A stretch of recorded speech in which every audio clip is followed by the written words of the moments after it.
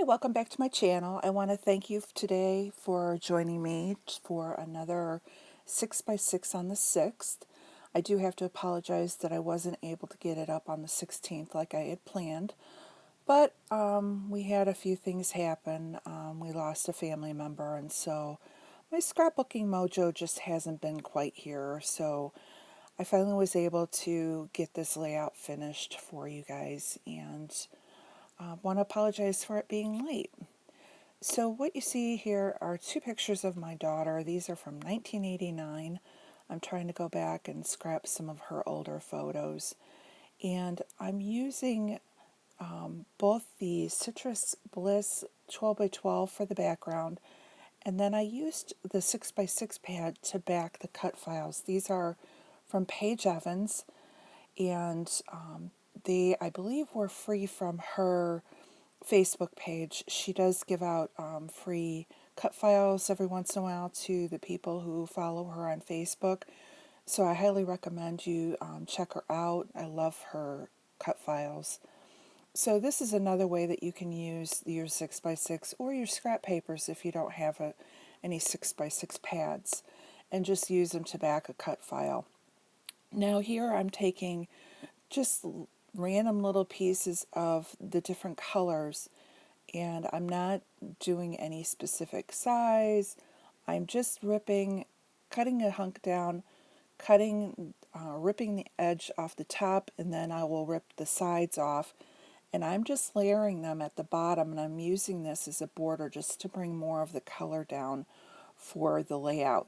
So again, even though it won't go across a full 12-inch span, if you take little pieces and you break them up, you can then kind of like a brick layer them up and make a border across the bottom. So this is the other way that you can use these.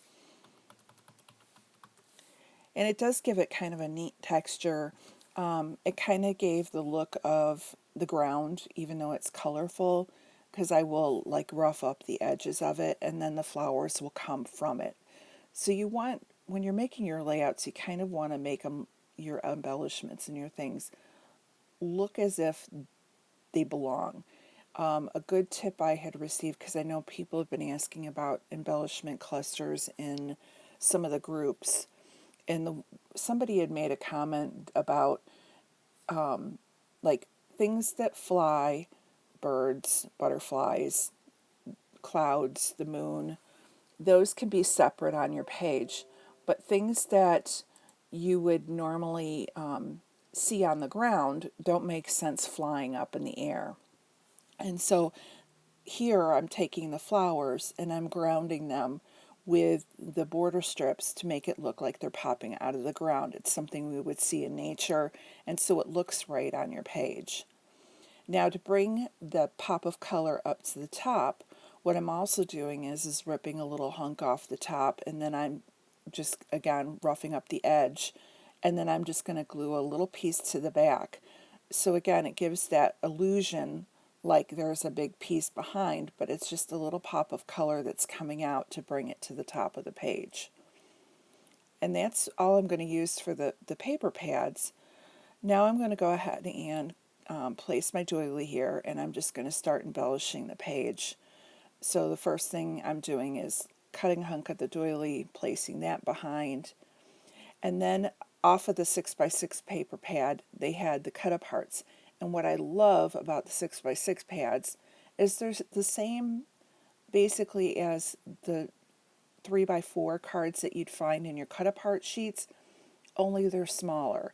So you can use them as embellishments very easily, and they're not big on your page. So I did take the one that says bloom and grow, sunshine on a cloudy day, blue skies ahead, to kind of mimic my daughter. She's growing, and with the flowers, I thought it was kind of appropriate. Now, it will not stay where it's found right now. I will end up moving it around. But for now, I've got it down here. And these are some butterflies that I got from Michael's a while back, and it was kind of funny because they felt thick. And you know how doilies sometimes stick together, so I kept like messing with it, thinking that there was more than one attached to there, And there still might be. I'm going to end up not even using it in the end. So now what I'm doing is I have my all my die cuts and cut aparts and things like that I have in color drawers. And so I just grabbed a couple of the pink containers and I just went through one of the baggies to see what I had that would work. I'm not overthinking it. I'm just looking for soft things that remind me of spring and flowers and just things that look sweet. So I found this tab that I want to use to pull up some of the color, and then that wreath that says "Every Day with You," I just thought was kind of a sweet thing. I really like the banner, and then I'm going to find the other part of that title, so it's going to be "So Sweet." And that's where I realize it's going to be too big to go up in the top corner where that little bit of empty space was in the picture. So that's why I'm going to swap a few things around so that the title will kind of nestle in at the bottom of the flowers and everything will work out. So, and I'm just going through and auditioning and kind of placing things here and there just to see what is the best position in the view. So I'm kind of happy with everything I found. So I'm just kind of putting everything kind of back in the bag. And I'm going to find a little, it looks like a stamp with a, looks like a euro price tag on it. And I'm actually going to swap that out for that camera because that camera is kind of a brighter pink. And I really want to stick with the softer colors.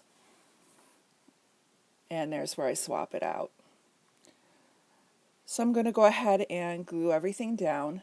And when I'm done gluing everything down, the only thing left on my this layout is I'm going to take a black pen and I am going to make a frame around the whole layout.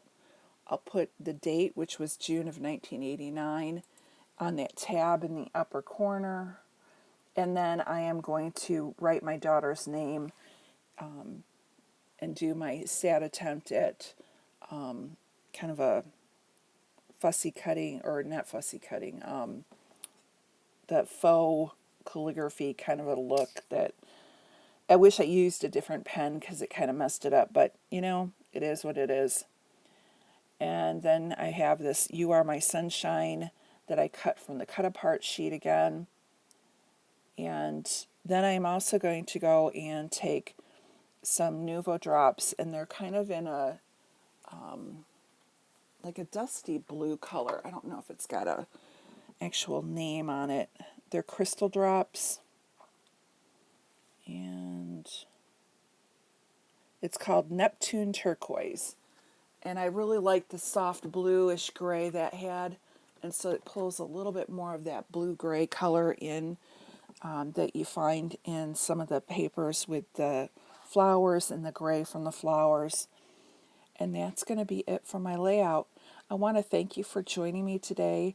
I really do appreciate it. And again, I do apologize that my life has been a little bit crazy and I'm just kind of in a mojo funk right now. So hopefully that will improve and you'll see a few more videos from me this week. I will be doing one of my For the Love of Homemade Kits video, and I will be doing a Freeze Friday update even though it's not a Friday.